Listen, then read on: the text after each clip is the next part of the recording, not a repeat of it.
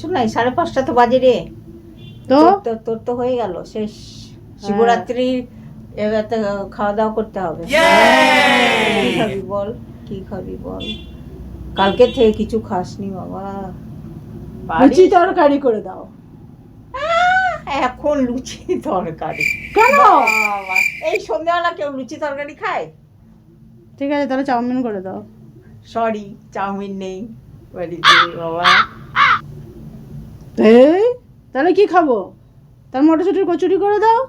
ওরে বাবা, মটরশুঁটি কচুরি কে খায় এই সময়? তাই বাবা, তাহলে জিজ্ঞেস করছো কেন কি খাবো তাহলে?